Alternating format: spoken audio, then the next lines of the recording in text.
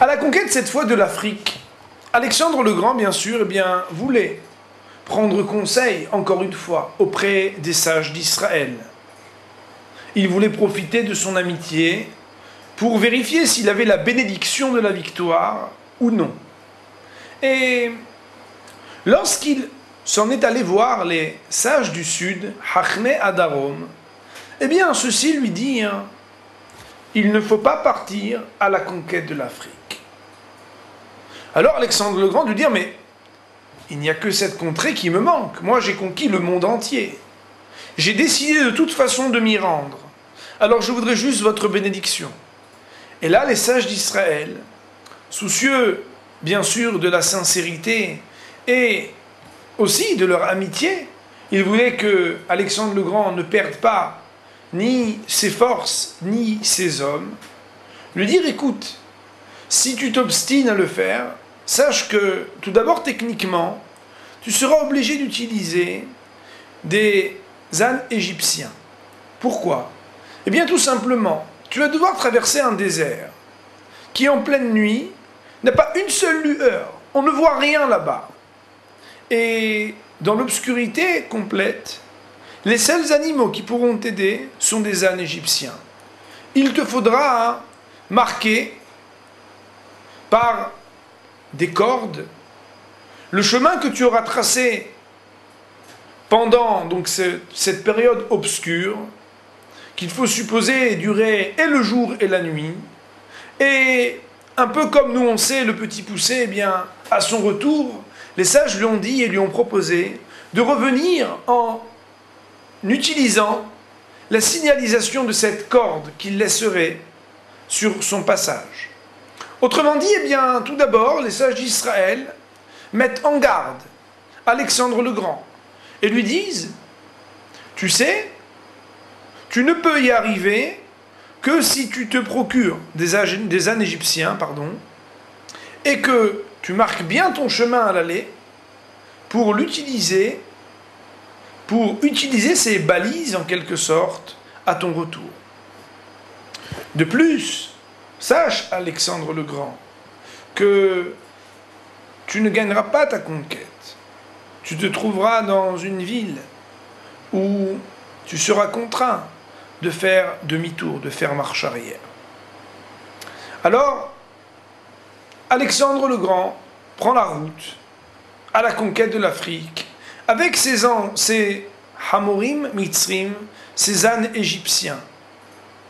Sur la route, il prend soin d'appliquer à la règle ce que les sages d'Israël lui ont prescrit, et il arrive enfin à destination. Et là, à sa grande surprise, il s'agissait d'un pays où il n'y avait que des femmes. Alors Alexandre le Grand, bien sûr, lui, ça ne lui fait pas froid aux yeux. Il devait conquérir.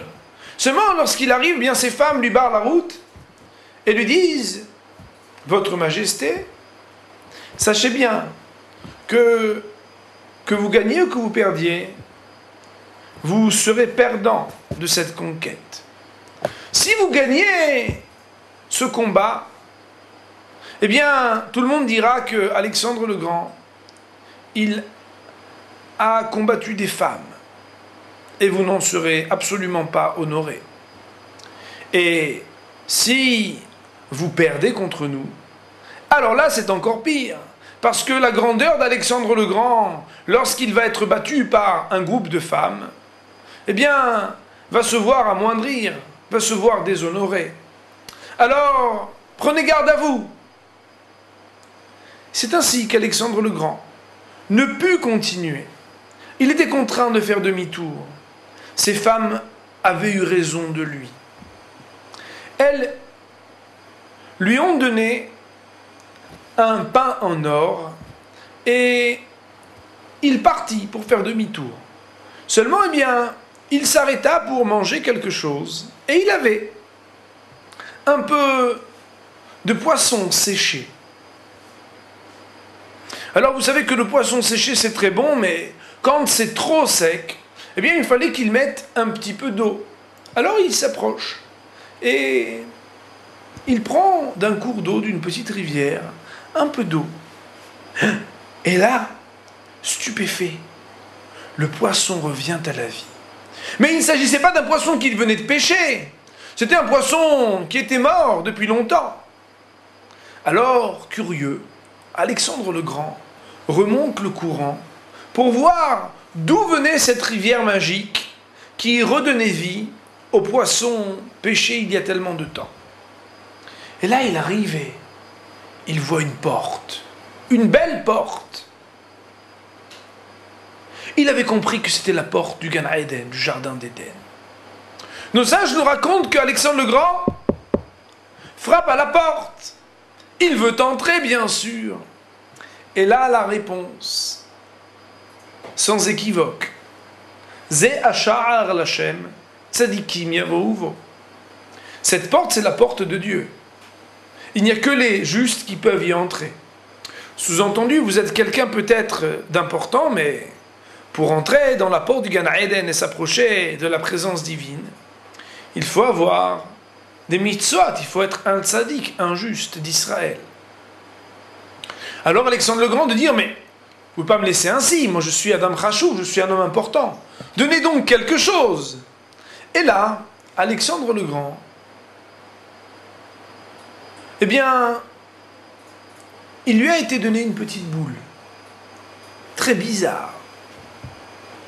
Un peu déçu, mais bon, il avait quand même son lot de consolation. Alexandre le Grand fait donc demi-tour et retourne. Il rentre tout d'abord dans un palais, dans ses propriétés, et veut peser le poids de cette petite boule. Alors il met de l'argent et de l'or d'un côté, mais cette petite boule est toujours plus lourde. Il met tout son argent et tout son or d'un côté, et pourtant, eh bien, cette petite bille est encore plus lourde. Intrigué, il s'en va voir les sages d'Israël. Tout d'abord, eh bien, il leur dit, vous savez, vous aviez raison. J'aurais dû écouter vos conseils.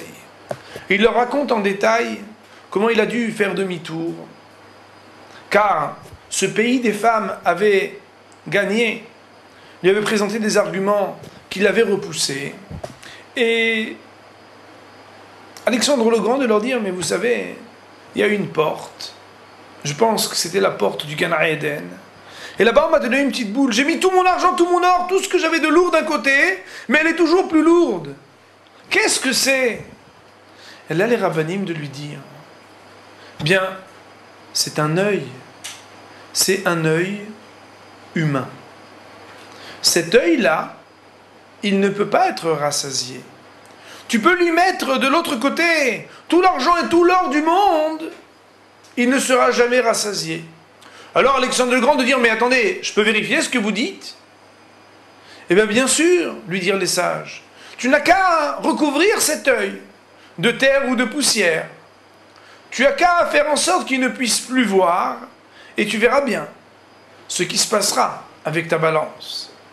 C'est ainsi qu'Alexandre le Grand entra dans son palais, et dès qu'il mit un peu de terre pour recouvrir cet œil, soudainement, immédiatement, la balance penche de l'autre côté.